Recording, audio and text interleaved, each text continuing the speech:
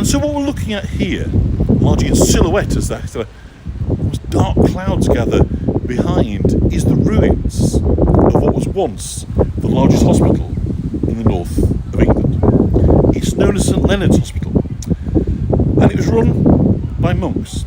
And it's not the sort of hospital where you would go for medical treatment. During the medieval era, when this building was established and operated, surgery and medical treatment such as they were done by barber surgeons. And they obsessed and fixated on what they called the humours of the body, generally the liquids, blood, urine, etc. and phlegm. They like to get it all out there. Lots of bleeding, leeches and so forth. So this wasn't about that. You weren't coming here for a cure. The people that were coming to this hospital were coming at the end of their lives. It's much more akin to a modern day hospice, where the focus of the care was spiritual care. This was end of life care, but with this seen through, if you like, I'm trying to just get that shot in for you. I think I can get it really with the van, which is a shame. Annoying parking, but I'll do my best at it. And so the focus really was about providing end of life care, spiritual care, so that those resident, about 200 at any given time, the elderly, the sick and the infirm, would gather together in prayer, both in preparation for their journey into the next life, but also to pray for the souls of the donors and the founders, because this was a system that worked on what they call patronage. So patronage was about the wealthy providing funds to the church for them in turn to carry out their functions, healing the sick, feeding the poor, etc. And I'm sure many of you will be aware there is that kind of kicker verse in the Bible. It's easier for a camel to pass through the eye of a needle than it is for a rich man to enter the kingdom of heaven. And boy, did the church use that to their advantage. In essence, they turned the screws. If you were a person of resources, you're expected to donate huge chunks of your private wealth into the church. And it was through that you would attain your place in heaven. So consequently, when we look at buildings, look at the evolution of cities. Hello, Daniel. What we're seeing is the history of patronage being played out. And this isn't simply York's story, this is the story of Christendom. It will be much the same if we go to medieval Florence. The Medicis are patrons. If we go to Oxford and look at all those beautiful colleges with Ian Braisby, what we're seeing is priest training seminaries. Think of the names: Jesus College, All Saints, Trinity, Magdalene College. They all start off as functions and operations of the church. Because to understand the kind of medieval mindset, to understand the world within which this was created, it's important to recognise that for almost everybody, bar sort of few Jews living at the margins, the focus on this life was attaining salvation in the next, following the code of Catholic Christianity. So we're talking about a period of unparalleled Christian obedience right the way across Europe. And so these buildings, these cities emerged and developed to further, if you like, the ability of the church to deliver on its functions. So Catholicism was a religion of stuff.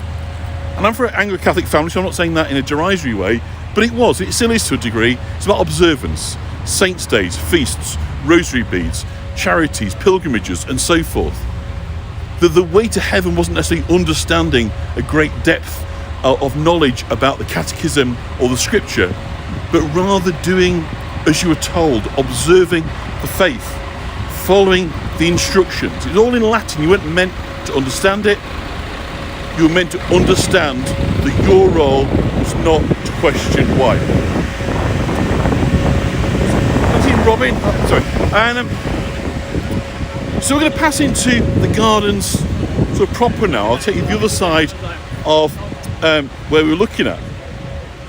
And it's important to recognise that what looked like a frightfully kind of grand part of the monastery to a large degree, was actually built as a storage area. You can see when we go in under the archway here, we get to the other side. Unfortunately, the gate's shut, so it's going to do a bit of a detour to get you into here. But the quality of the building is quite something. And this is very much a reflection of the mindset of the patrons. So in this case, it was a chap called John Romanus was the patron. He was the man who put down the money to build this hospital that would provide the spiritual care for Christians at the end of days. And of course, he could have built something that was purely functional, that would serve, I'm just going to come through it, that would serve its purpose of providing a space for prayer. But instead, he creates something of absolute beauty. He creates something that is worthy of a church or a cathedral instead. And so in doing so, it's the expression of John Romanus' piety. He's saying, look at the depth of my belief in what I'm trying to achieve here, in the building materials, in the craft, in the architecture, in the finish.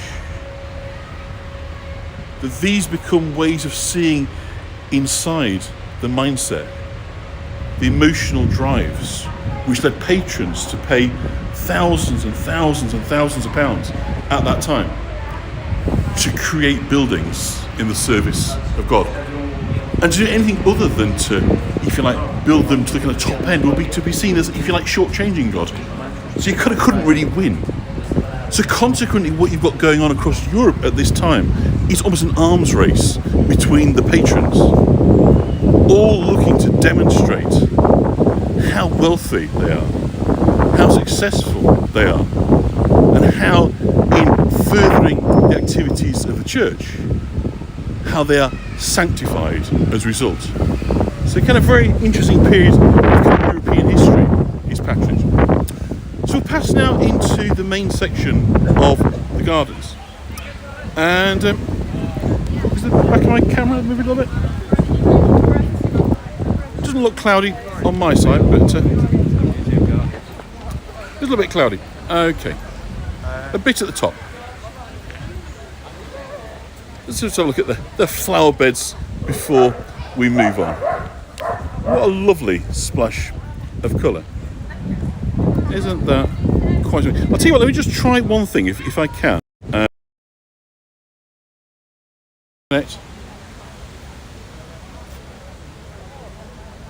Okay. Is that better? What I've just done, I've just taken the screen resolution down a little bit. So, and has that helped at all? Do let me know. Busy ladies, isn't that beautiful, aren't they? They're just that absolute span of colour. So if that, can you just let me know if that's helped at all? Because say what I've done is I've just taken down the screen resolution just a little bit, and it may well be because the gardens are very, very busy with the 4G on offer. That good, fantastic. Okay, then let's push on. Let's go and look at the Roman remains. But isn't it beautiful? It's such a lovely place to be. So the first sign that we get that we're in the presence when we enter the gardens of the Romans is the rather unlikely sight of these Roman tombs, which appear somewhat haphazardly dotted around the gardens. Everywhere we look, we see these stone coffins. And this is a result of excavations that began in the 1860s in these gardens. So the gardens were formally laid out in the early part of the 19th century, and then from the 1860s onwards, the archaeological investigation really kind of ramped up. But it's probably not that controversial to say that the early archaeologists were enthusiastic rather than scientific. And so what we tend to see is something approaching kind of destruction of the historical record. We don't know whereabouts precisely many of these stone tombs were found. What did the Romans do for us? Well, we'll go through what the Romans did for us. So it's really rather difficult to know precisely where they were located, other than to say that an extensive archaeological work in this area resulted in the discovery and the placing of many of these tombs. But of course, far and substantial Roman relic behind is the fortress corner tower, which is coming into our view here. What's known as the Multangular Tower. So we're looking at the corner of a Roman super fortress. It's an absolutely gigantic fortress. Only one kind of fragment remains, although much of it then sits right underneath the city walls. We'll go around this side so you can actually have a look at the interior. Now the Romans first came to York in AD 71. AD 71. So, at some point, 30 years from now, is it 40 years? That'll be kind of 2,000 years, so that's far. So we're coming up towards 2,000 years. But actually been in England for about 30 years. The invasion of Britain began in AD 43 under an emperor by the name of Claudius. But they didn't really focus a great deal on northern Britain. And the reason for that is that there weren't the resources here. The Romans had come to asset strip. They wanted lead, tin, copper, gold, things you could dig out of the earth. A lot of deadheading needed, yeah. Dig out the earth and obviously turn to cash. Load on ships, take back to Rome, turn into cash. So that was the Romans' ambition. So they focused on the areas where those resources were most prevalent. What's really important to note is that when they came to these islands, they didn't encounter a nation state. What they encountered was coalitions and rival tribes. So an island carved up, if you like, into chunks that were settled by different tribes. The Iceni, famously led by Boudica, in the east, up here the Brigantes, the Parisi. So various different tribes dominated the areas. And what the Romans were very, very good at was good old-fashioned divide and rule. Because, of course, the tribes invariably would have territorial spats, okay, long-term battles, grudges, and so forth. That what the Romans would do would say, we will provide for you military muscle rather, in exchange for the right to explore your territory. In other words, to go digging. Fantastic.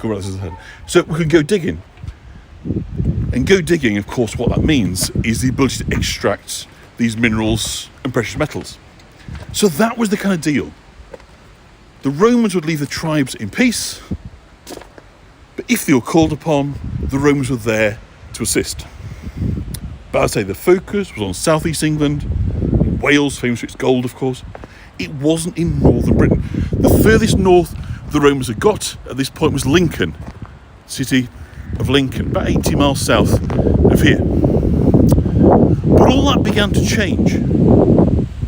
This peaceful kind of coexistence, this economic conquest of Britain, on the death of Claudius in AD 60, some 11 years before the Romans came here.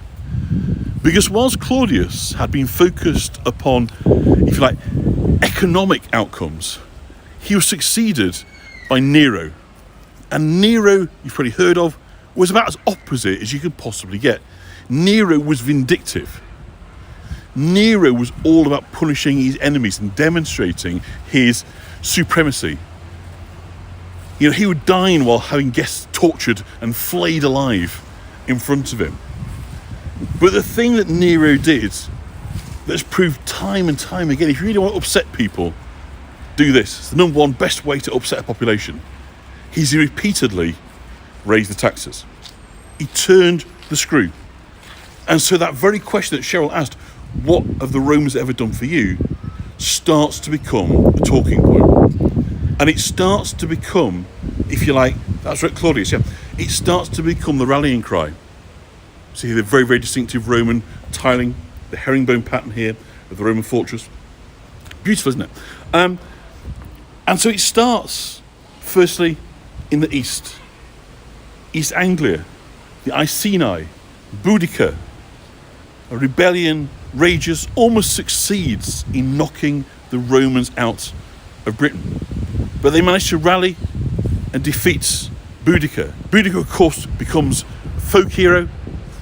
Till this day, she's got a statue in a chariot at the banks of the River Thames in London. But once they've beaten Boudicca's army, they haven't crushed the spirit. It merely moves on.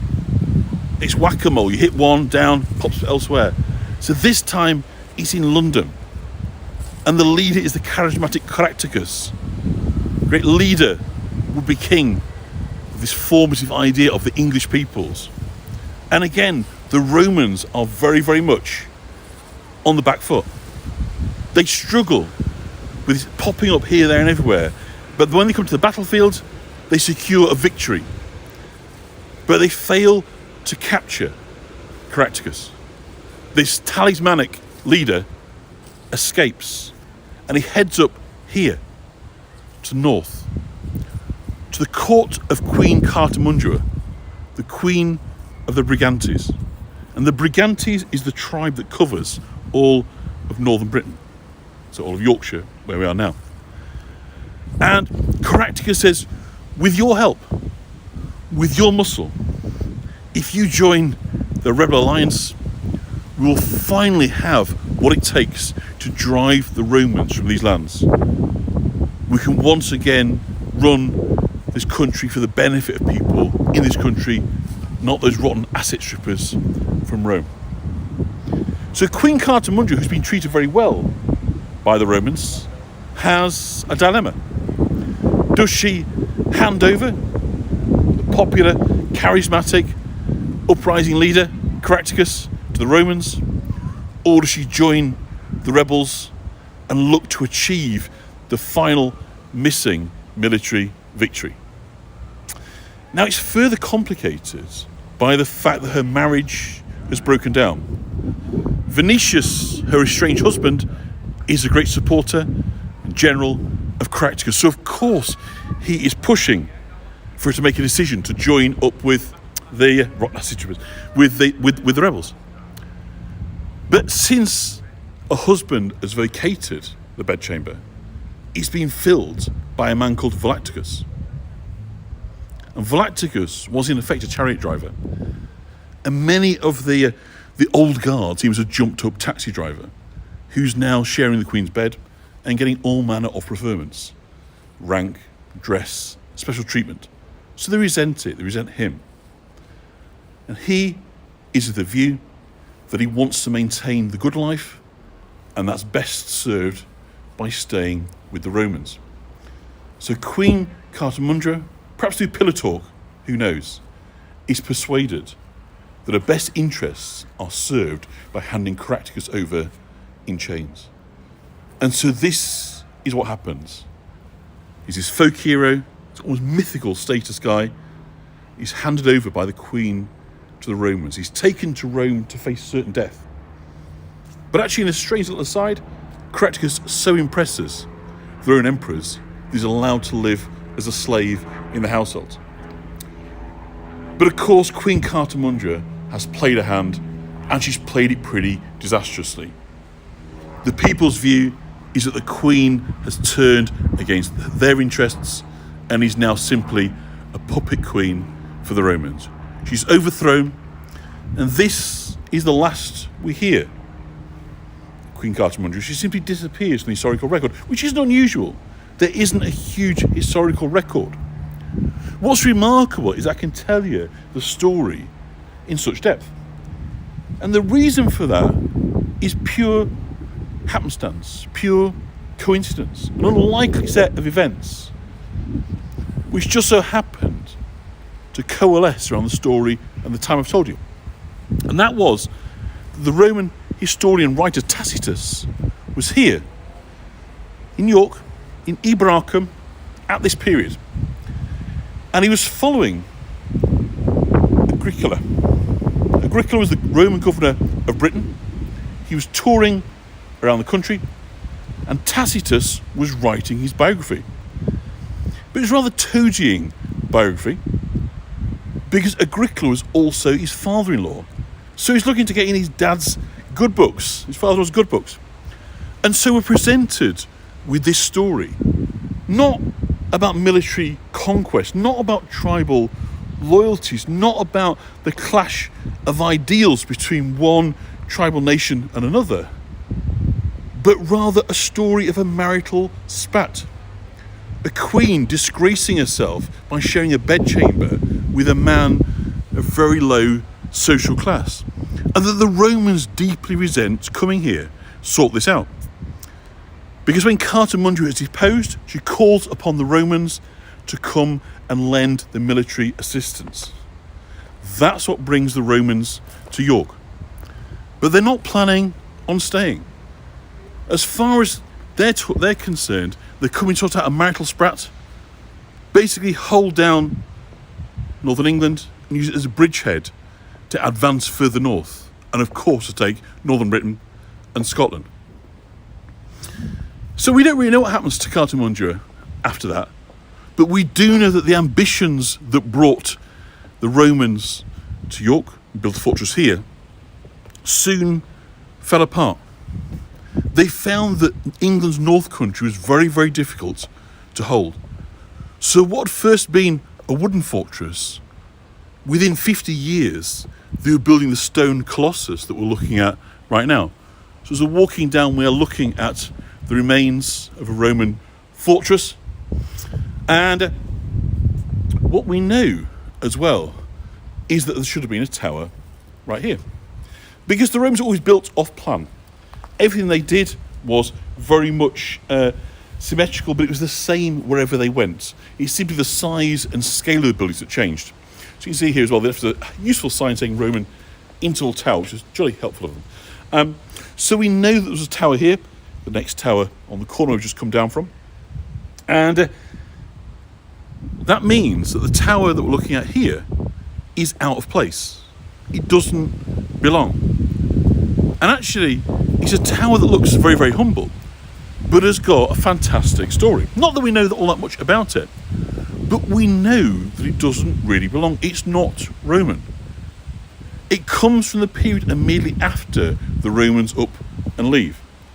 It comes from what we call the Anglo-Saxon period, it's an Anglian tower, and we believe this dates from around 500, 550 AD, somewhere in that region. It's a remarkable find. It's the oldest building of its kind in Europe that's not a church. There's all the other buildings from this period that survive are churches. So this rather humble guard tower, a place to come and get shelter, bite to eat, cup of tea, have a fag, whatever it was the patrolling guards would do. They were doing it here 1,500 years ago, which really is quite remarkable. Recently been kind of restored. But I see time's getting on, so let's go and have a wander into the garden so we can talk about the medieval. So the Roman occupation of York starts in AD 71 in building the fortress that you can see dominating the picture now. That takes us up to about 170 to 180 AD, somewhere in that kind of region. The bulk of the building was done. It's also important to know that the legions that were here, the 9th Legion originally, followed by the 6th Legion, built Hadrian's Wall. So within a few short decades, they'd realised that taking control of northern Britain was essentially a task too far. The landscape didn't lend itself to kind of Roman forms of warfare. Romans are great on big, wide open spaces. They can beat anybody on a battlefield. But when it comes to hills and valleys and lakes and passes, suddenly that strength works against you. What you can't do is outflank your enemy, in other words, go wide and try and encircle them. Instead, you get trapped into narrow crevices, narrow passes, and from there you can get ambushed. And so this is what the Romans found in northern Britain, was it became highly attritional. It was like hanging on, never really feeling secure. And whilst the body count never got that high, it was pretty regular and very dispiriting, because it's a war without honour. It's simply military occupation. And that's what kind of characterised, when we look by contrast at the Romans in southern Britain, places like sort of Chelmsford and Fishbourne, and where the kind of Romano-British villas are and how they live the good life. That wasn't echoed here in the north. This was much more about hanging on, almost as a matter of pride, you might say. But it was, nonetheless, it was an occupation that lasted from 71 AD up to, we think, about 410 AD. We're not exactly sure when the Romans left. The oldest coin, or the youngest coin, that's been found in Don't want to walk the full length of the walls. The most recent coin that was found in York dates from 410. It could have been 411 maybe, when they left, but around then. And what we know is those pressures upon Rome. They needed the soldiers back, and there was no real basis of importance of them being here in lovely fuchsias in York, or Iberacum as it was called, the capital of the north. So they simply left this part of the world. But this is as far north as the Romans ever got. So what you're looking at here with this corner fortress is, if we take Hadrian's Wall out of the equation for a moment, which was in effect the frontier, this is the end of the world as far as the Romans were concerned. This was the last of civilization, the last place where they could expect to get nice food, olive oil, red wine, fresh fruit, bread, entertainment, showers, bathing. All the points of kind of civilization ended here at York. It's as far north anywhere in the world as the Romans ever got. Once they crossed the Alps, they weren't that interested in going much further north. And so this is the end. The Yorkshire Museum, by the way, we're outside of, which is a sort of a reproduction Roman building, contains a great deal of the artefacts found here. So it's well worth you visiting to go and see the artifacts. But the most important legacy, if you like, created by the Romans through their central settlement was that of Christianity. So under Constantine, the Romans had adopted Christianity as something of a kind of social glue, as a way of creating a unified identity amongst this very, very big Roman Empire, where the only thing, if you like, that bound people together was the fact they'd been conquered by the Romans, which isn't really much of a kind of shared identity, is it? And so when the Romans left these shores in the early part of the 5th century, in effect they took their Christianity with them. Because the people that came in and settled here next, across the North Sea, Northwest Europe, Denmark, Germany, people now called the Anglo-Saxons, had their own belief system.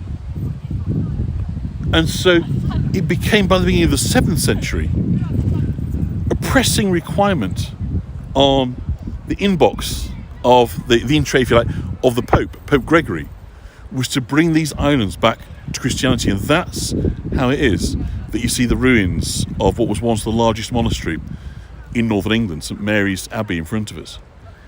Because in the year of 627, King Edwin of Northumbria, the king of these parts, converts to Christianity. It's his wedding day. And so as part of his wedding day, he converts first to Christianity, because he's marrying a Christian girl, the daughter of the King of Kent. You have a Chelmsford marriage? Okay. And so that is the moment, if you like, that crystallises the success of the conversion process, which starts in the early part of the 7th century. When Pope Gregory in Rome decides to send out missionaries, St Augustine to southern Britain, and the Irish monks from Iona are to come here to Iberacum. And the reason that this place is chosen to be the sort of centre of Christian fellowship is that on the Roman maps, this island was dominated by two cities: Londinium in the south, London, and Iberacum, York, in the north. So they were naturally the places that can inform the decision about locations. So Pope Gregory identifies York in the very, very early years of the 7th century and says this is the place we're going to embed and grow Christianity. This point here is where we will achieve a critical mass. So that's what happened. The monks started coming, the schools, very, very early on, Christian education was available in York to the sons of the gentry. And you see a very quick process of conversion, starting with the king, of course, then his noblemen, his household, his family, servants, etc. It all kind of quickly kind of coalesces. And so monasteries, religious houses, become part of the city for the first time. Of course, this is the most successful of all of them, St Mary's. But of course, on the way, there are smaller communities that build up. And they're supported by the idea of pilgrimage. Now, pilgrimage is a really, really important element of the medieval Catholic faith. People going on a spiritual journey through physical means. In other words, embarking on a walking journey, embarking towards a kind of destination, whereby you would generate spiritual credits. And so, he's doing his child way. And so people each year would embark on these journeys and would come and stay with the monks. They'd often undertake walks of up to a week to come to a place of special significance. People living on the eastern side of England come here to York to stay with the monks. And the idea was that the purity of the monks would rub off on you. The monks were so spiritually pure because they lived a life of prayer and contemplation that spending time in their company would do a great deal for your soul. And so, of course, when you get here, you need somewhere to stay. And this is what we're looking at here. We're looking at the remains of the largest hospital. We're looking at what we call the hospitium, rather. The hospitium is essentially like a holiday inn, a place to stay within the gardens. So when you've taken your long journey, and I think the chat is behind because I'm on full 30% on where I was at the time, but I think we've kind of moved on, so I think the chat's just a bit behind me. So hospitium was a place to stay. On the ground floor, we'll be having men running backwards and forwards, the orderlies working here, and long tables either side of a great fireplace. So it's a place of reception, a place to, if you like, receive food, services. And so the upper floor of bedrooms, long rows of beds running along like a dormitory, a heavy curtain separating the men and the women, but very much packed in. Privacy is kind of modern sort of concept. And because of the way that people travelled en masse, in groups, and stayed in these houses together with very little barrier of space, infection was always a perpetual problem. And of course, we've recently all had the experience, have we not, of kind of COVID and the impact that's had on us. But we'd sort of forgotten, hadn't we? We kind of were of the view that there was a remedy, a vaccination, a cure, a medicine we could take for everything. So it kind of threw us when that wasn't the case with COVID. But for much of human history, living with contagion is part and parcel of the human story. Typhoid, cholera, smallpox, and in particular, of course, the bubonic plague. So the bubonic plague, well, Roman tombs on it, the bubonic plague comes and arrives in York in the early spring of 1349. It's been on these shores for the best part of 6 months, working its way up the country. And we know from chronicles that it gradually worked its way across from Turkey, Asia, to Europe, hitting Italy very, very hard, Germany, France, on its way to Britain. This is where the ghost goes to, yes, absolutely. So we know that York wasn't spared. York got the full impact of the bubonic plague. Somewhere between 40 and 60% of people would have perished. And within religious communities, that number was often a good deal higher. The reason, of course, is because people lived so closely together. But interesting, if you look at the architecture of this building, we look at the pitch of the roof was rather exaggerated slope. This was the response. through architecture, through creating a way to air to circulate. They created double height buildings, whether it's churches, manor houses, place of hospitality like this one. They wanted to create airflow because they believed that disease was caused by bad air. All the way back to the ancient Greeks under Galen, the idea of a malodour creating disease. And of course, whilst that was patently untrue, what is true is that ventilation helps a great deal. It's still one of the best protections we've got against contagion. So they're kind of onto the right idea. They were half right whilst being entirely wrong at the same time. So their approach was to create big spaces where air could circulate, lots of ventilation, whereas now there's glass in the windows. There wouldn't have been glass in the windows. There would have been shutters pulled on a night, but allowing air through the entire time. And that's probably why it is that when we say it's incredible that 40 to 60% of people died of the plague, it's even more incredible to think, how did anybody survive this killer disease? So it does show that as awful and as terrible and traumatic as that was, there was still at least 40 to 60% of people survived, which is utterly incredible given how people lived. But of course, part of that was this sense that they believed that this was God's purpose, that God was defining their experience. So if God was sending plague or fire or earthquake or whatever it might be, or flood, that this was part of a divine plan, and almost certainly was done as an act of retribution, because God was very much seen as both being an interacting God, in other words, he got involved, but also a punishing God. If you weren't praying hard, if your actions didn't match your words, then as a community you'd be punished. And this is again another reflection of the idea of privacy doesn't really exist, the actual individuals don't exist.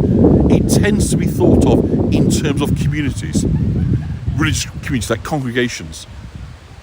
So a plague is unlikely to affect one family. It will hit an entire village or a series of villages. A bad harvest could hit an entire country. So for the most part, these acts of interventionist God punish lots of people.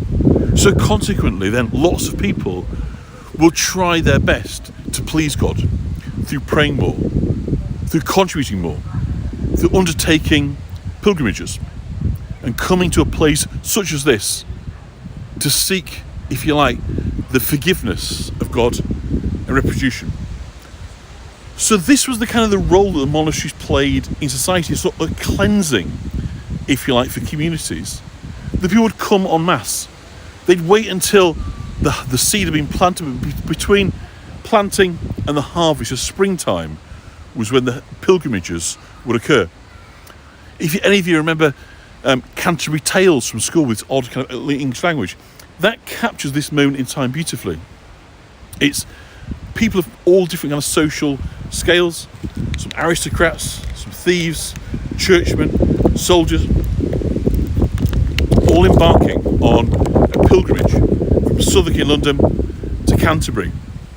So exactly the same thing was happening here, day in, day out. People embarking on these journeys, coming to stay with the monks in the belief that because the monks were best placed to get a position in heaven, that their spirituality would not only rub off on you, but also the value of their prayer on your behalf was worth much more than your prayer, simply because they lived a much more religious, pious lifestyle. So you've kind of got a value system being put on prayer, and that God is much more likely to listen as a result to the entreaties of the monks. So if you can get a community of monks to pray on your behalf, the odds of getting the outcome you're looking for are greatly enhanced. And of course, how do the monasteries get the money back from that? What's the business model? Well, for a start, people would come and give their labour while they were here. So this wasn't just a religious community in terms of the church. A whole bunch of things going on here. There's farming, there's making beer, making honey, baking bread, laundry, farming, orchards, you name it. So while you were here, it's like a working holiday. You'd come and spend time. You take part in 8 church services a day. 8, believe it or not. The first one, 2 in the morning, be woken up by a novice monk to come and tell you it's time to come to a freezing cold, almost entirely pitch black Abbey, where we are now, and listen to a service in Latin. Thankfully, they were pretty short. There wasn't much audience interaction, and you'd be back in bed before you knew it. But there was 8 of these a day. And the idea was that during the period of your pilgrimage, that would, if you like, top you up your spiritual credits. You'd be good for a whole year to come. Many people, of course, were coming on pilgrimages in their later life, and they arrived in a pretty bad way. They might have walked for a week, would arrive exhausted, somewhat broken, so we'd check into the hospital, where we saw right at the beginning of our tour, where they would stay until the death. And that was okay. They'd had their needs tended to along the way by pastors, by friars, and they were now being prepared for death in the hospital. So that was a way of doing things. In fact, many people towards their latter life, end of their life, would go on perpetual pilgrimage, knowing that at some point on the journey they would die, but that was fine because their soul was in a very good place. Just bring you up here so you can have a look at the great rise of the window. Fabulous structure that remains, the ruins of St Mary's Abbey, closed of course by King Henry VIII. You can only imagine the sheer majesty of this building and the size of it as well. And of course the size reflecting how many people were here at any given time to receive the sacrament, but of course to be on a pilgrimage. Majorly well supported. So what you're looking at here is, with this one column in the doorway, is one of 4 columns that would have supported the central tower. The second, just in front of us here, so number 2 column. Number 3. And number 4. So they would have supported a tower that rose up 150 feet into the sky. Quite incredible, the size. The idea of kind of reaching up, of course, to God. But if the ambition was to connect with God here, it's hard to say there's only much more than a partial success. Partly because in the early part of the 14th century, a group of monks broke away and they sought permission from the Pope to set up their own new silent order, a Cistercian order that was going to become Fountains Abbey. The reason they said was you couldn't hear God here. Too much coming and going, too much entertaining, too much fundraising, too much focus on extracting from would-be patrons the wealth to continue to build. So it already had a black mark against its name, this Benedictine Abbey. The followers of Benedict were seen as too worldly. This was, at the end of the day, in a city centre, in England's second city. So perhaps it's not surprising that when people began to be told by Henry VIII's agents that what was going on in the abbeys was too much licentiousness, too much drinking, too much fornication, and that they talked, in effect, a good game when it came to the faith. But the living experience was somewhat different, because that's what Henry VIII used to help soften up the people of England for one of the most notorious acts of statecraft that's ever happened in the history of these islands. I'm talking, of course, about the dissolution of the monasteries. The acts of history that came to see this once mighty abbey, one of the richest in Northern Europe, reduced to the ruins that we see today. And it's a story that starts with royal ambition. And the ambition on the part of Henry was for that of an heir. He wanted a male heir. He was deeply concerned Until such time as he had a son, his legacy and that of the Tudors was not secure. Any good reason to believe that? The Tudors have been unlikely beneficiaries of the War of the Roses, which has seen almost every other major member of the Lancastrian family perish, die, be murdered. The Tudors emerged as very, very unlikely beneficiaries of this. They weren't secure, they weren't particularly well supported. And Henry figured if he died and left behind a daughter on the throne, civil war would break out once more, and it's unlikely they'd be victorious. You would see the Tudor family pushed once more to the outer extremes of the British ruling elite, a place had come from in the first place. So Henry had a problem. Henry was a dutiful Catholic. He'd been given the title Defender of the Faith by the Pope, but he wanted a way of having a male heir.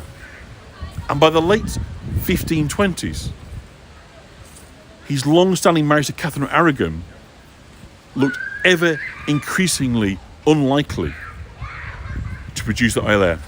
By this stage, Catherine was nearing 40, and she'd produced 3 children. One, Mary, had survived, but 2, both boys, both called Prince Henry, had died in infancy. The odds of a 3rd successful male child to restore the legacy were vanishingly slim.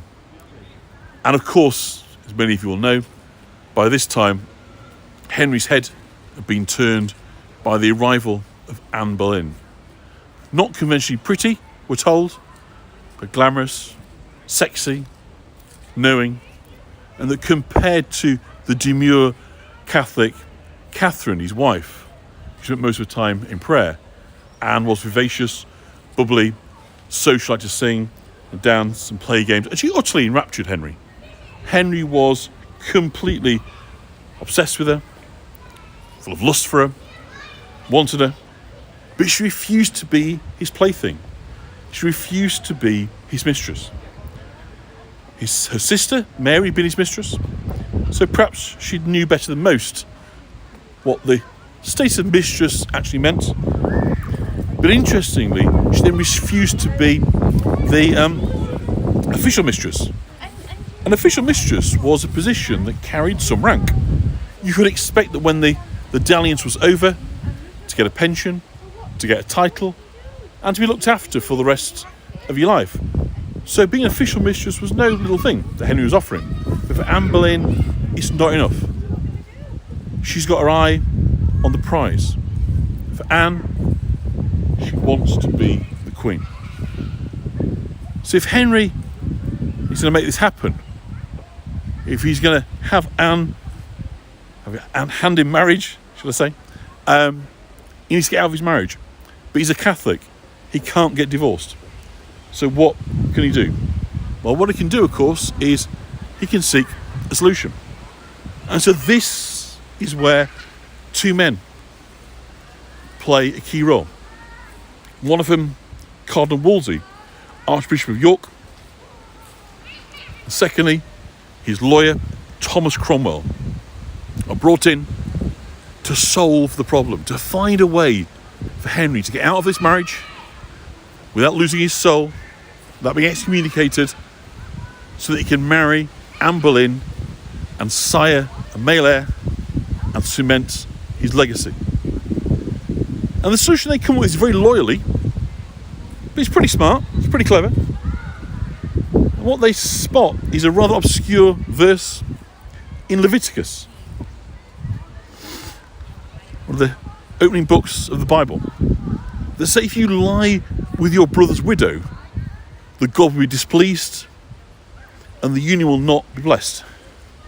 And you may not be aware that actually Henry was not the first husband of Catherine of Aragon. She was married to his older brother Arthur. Because had things played out differently, Henry would have never have been king. His brother Arthur would have been the king. And when he was the prince and was looking to secure the right to succeed before the Wars of the Roses. He was married to Catherine of Aragon, a brilliant marriage, because she was the daughter of the King and Queen of Spain. So this really was an incredibly effective, powerful marriage for the Tudor family. So when Arthur dies unexpectedly at the age of 15 at Ludlow Castle, Henry is proffered forward to be his replacement, to cement in that marriage to the Spanish royal family. This, by the way, is the altar end. So this is where the high altar would have been in the Abbey. And so Henry marries Catherine. It's apparently a very successful marriage. But over time, this failure to produce a male heir rankles. And so what Henry does next, in many ways, is a betrayal of Catherine of Aragon. It's something his daughter Mary never forgives him for. Because in order to treat this verse of the Bible as having a bearing on it, it has to be the case of arguing that Catherine of Aragon and Prince Arthur Tudor, who married his children, had had sexual relations. So the only way they could make this clause stick. Catherine swore on her faith, on her life, that there'd been children, they'd only met a few times, never been consummated. That it was on her wedding night with Henry that she lost her virginity. But Henry now argued through his lawyers that this wasn't the case. And so Catherine was disgraced, went off, spent the remainder of her life in a nunnery in a convent, didn't live many years, but she was succeeded by her daughter, Mary. So finally, Henry gets what he wants. His marriage is annulled. He's declared to be the supreme head of the church. There is no more now a requirement to follow the rulings of the Pope. In fact, the clergy are told, on pain of imprisonment, fining, and eventually death, that you must now follow your vow of obedience is to the king. Of course, for some, famously Sir Thomas More dies as a martyr because he refuses to accept the position of the king, or that Anne Boleyn is now the queen, quite rightfully. And so it's not uniform, but for the most part it's incredibly successful. Which is kind of strange when you think where we started with this story at the beginning of the tour, talking about how people's religious observance was their entire focal point in life. So that if you'd bought into the Catholic Church is the one true faith, and that everything it said ex cathedra, say from the Pope, is beyond question, how was it that they accepted that suddenly Henry could become head of the church and the monastery needed to go? Well, did a few things. Pretty canny, very political, rather cunning. The first is that Henry said to people, if I strip away the monasteries, you'll never have to pay tax again, because they're so wealthy that the English people can live without the yoke of taxation. It's a good old-fashioned bit of bribery. But the second, more compelling reason was to portray the church as a malignant force in society. The people were told the Pope was in effect the Antichrist. They were told that the church was a malignant parasite that had worked its way inside, controlling every aspect of people's lives. And yes, fine, Natalie. And so gradually, the people of England were convinced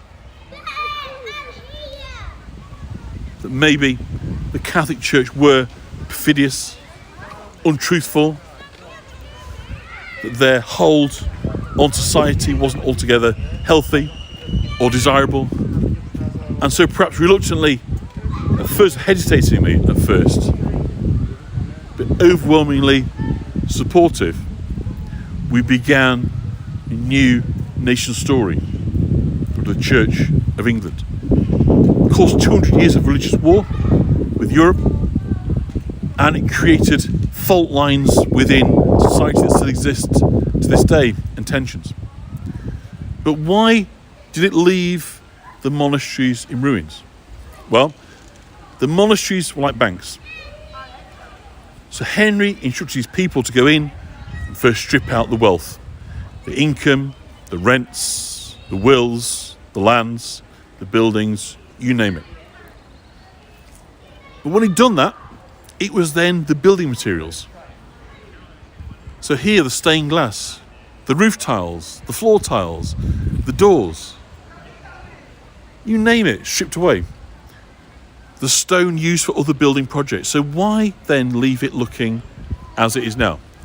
And this, I find the most fascinating of all. So the sort of final kind of masterstroke in this this tale of kind of Tudor statecraft is they decided that if they got rid of the monasteries all together, in other words, they razed them completely to the ground, that people would soon forget.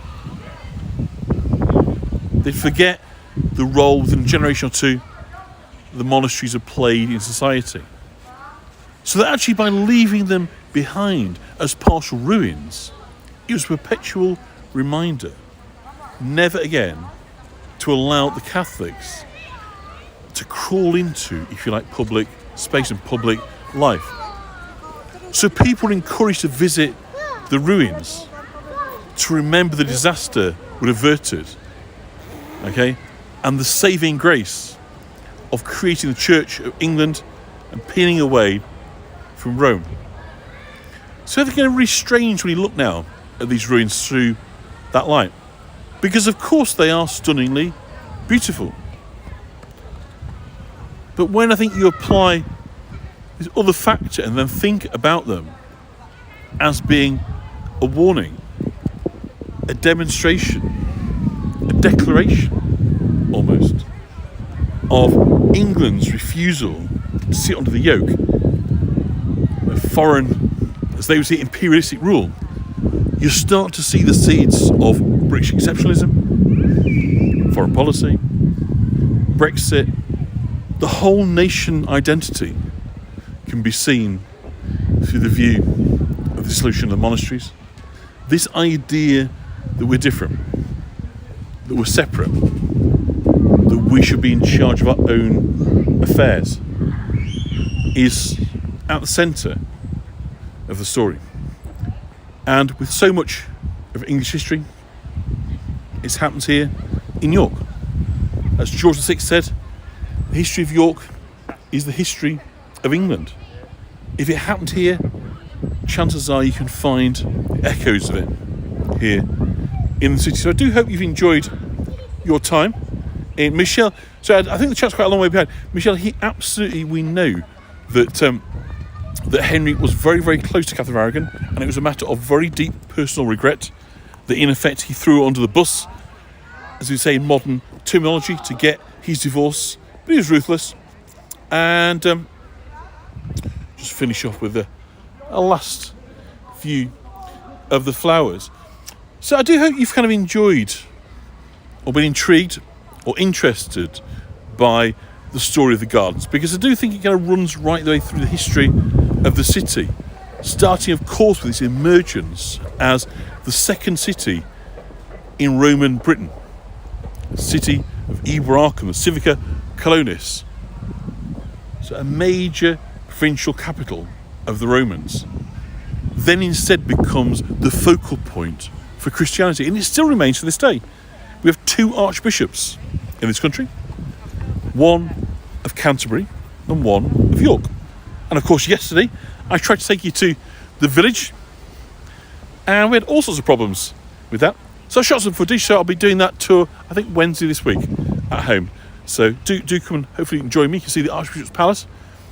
So the Archbishop of York is a hangover from this Roman-led conversion. The Pope in Rome getting out his maps and deciding that because Iberacum had been the Roman capital city, that this is where Christian fellowship should be rooted, should grow.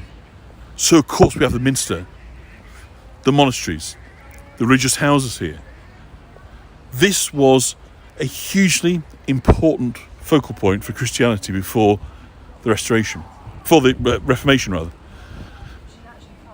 And so that was a major shaping of York in terms of its architecture, the minster, the churches, etc.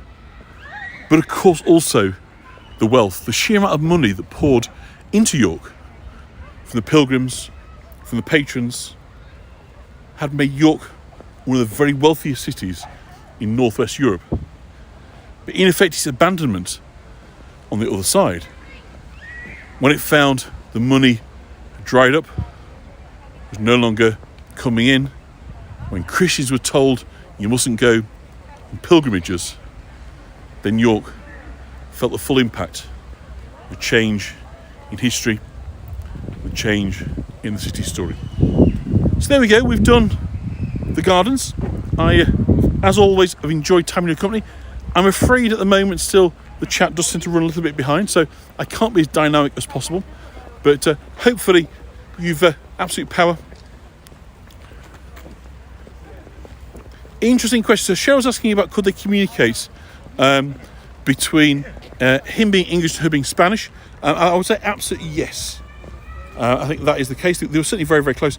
And in my experience, and this is simply my experience, but if two people want to communicate, they will find a way, and language won't get in the way. If two people don't want to listen, they can speak the same language, they'll never hear or understand one another. So I think absolutely yes, they would have. And of course, don't forget that with them both being devout Catholics, that's all in Latin anyway. So you've got a shared central language, certainly, of their faith.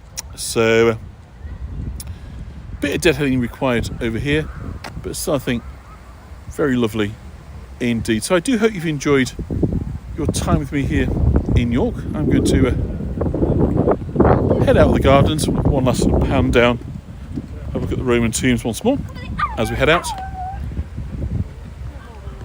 Thank you, Corinne, that's very kind of you to say so. That's what you try and do, isn't it, really, is make people interested with the past and draw kind of parallels wherever you can with sort of contemporary society, or at least what's left over in the city, so you can make sense of what it is you're looking at. But beautiful again, just delicate little flowers. Thank you, Michelle. Thank you, Natalie. It'd be lovely to see you. Anybody, of course, wants to come visit York, you're most welcome. I'm very happy. Come meet you, or even better still, take you around the city. That would be an absolute delight. So there we are, once more looking at the Roman tombs, somewhat plonked, as you might say. That's probably the best way of putting it, rather than display, plonked in the gardens by these enthusiastic Victorians of the 1860s. So thank you, everybody, for so much for spending time with me here in York today. I've really enjoyed it, and the rain has held off, so that's good. And we're a little bit over time, but I don't think we've abused it too badly. So tutors, yeah, I think that's probably right enough to do. They've had tutors and translators, and like I say, I don't think it's particularly difficult to communicate if you've a mind to. So thank you, everybody, from York. I'm going to leave you to move on to wherever you knew next. So yeah, Latin, I think, would definitely have been a bridging language between them, and that was, of course, very, very important in official documents. So Henry would have been tutored. Henry's a very, very clever guy. He was very brilliant when he was younger, Henry. He just turned into a fat slob, misogynist type later, but as a youth he was said to be brilliant academically, so he certainly would have had a full command of Latin. So I think that they definitely would have found ways. So thank you so much. We're just so near the river that I'm going to finish off with a kind of panning river shot, just because it's always nice, and of course the river very much focuses the location. So the reason the Roman fortress is there is because it's by the river. It's easy to transport people and goods, fresh water, fish, etc., as well as washing and all the kind of other things that you might use water for. And same for the monastery. So the locations are chosen not haphazardly, but with absolute care, because they are by the water. So I think it's good for us to finish off. We'll not walk down to Judy Dench's walk today, but we'll go from the top and we'll give you a view. And so in a couple of weeks, I've got a nice charity tour coming up, River Art Walk. If there's done this before, we've talked to river artists down here, which is tremendous fun, so I look forward to doing that. So I know some of you will have been on the Riverwalk tours before, the River Art. So that's when the artists are all down this side, where we can just see the boats down. So thank you, Tish, boat turning around there. So I've just been in the first few spots of rain, so that does encourage me that it's probably time to let you get off. But coming to Scarborough Blackpool Air Show, well, I'll have to look at that and see if it works, see if I need permission, and more importantly, would there be a decent 4G signal there? So there's a few things to consider, but it sounds jolly exciting. We'll certainly look into that. So everybody who's joined me today, everybody who supports me, thank you so much for doing so. It means a great deal, and it helps me keep the boy in medicines, with regular visits to the vets. So it is hugely recognised. Do please like and subscribe if you want to join me as a member. You can find me stuff on Buy Me a Coffee. So there should be links in, I think, at the top of this tour for PayPal, Buy Me a Coffee. So if that's of interest, do that. It is most appreciated. Thank you very much. I don't know when I'm next to see you. I think it's Wednesday, and we're going to have a look at the footage I shot yesterday, and have a look at Bishopthorpe and the Palace and the races and various bits and pieces. It's an interesting tour. That's where I grew up. So if you want to find out a bit about me and my formative influences, then come with me on a tour of my home area. So thank you very much, everybody. I'm going to give you all a wave and say thank you and goodbye from York. Thank you.